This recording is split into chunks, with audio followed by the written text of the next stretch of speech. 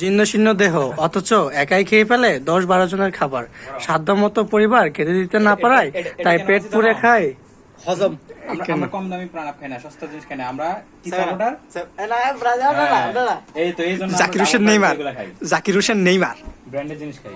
হ্যাঁ, এই যে একাই খেয়ে ফেলে 4-5 জনের খাবার।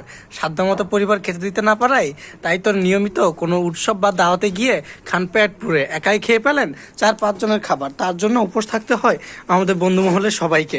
এবং সে তার খানা খাচ্ছে তো খাচ্ছে, এমন খাওয়া খাচ্ছে, খাইতে খাইতে তার দাদা নানি 14 গোষ্ঠীর নাম ডুবিয়ে খাচ্ছে। অথচ এত খাবার যায় কোথায়? তার পেট লেগে আছে এখনো পিঠের সাথে, এবং তার মুখে সেই পৈশাসিক হাসি।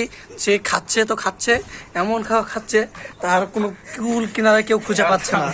এত বড় একটা ড্যাক সে শেষ করে ফেলেছে, এক বক্স টিস্যু শেষ করে ফেলেছে, এবং এখান থেকে যা ছিল সব শেষ করে ফেলছে।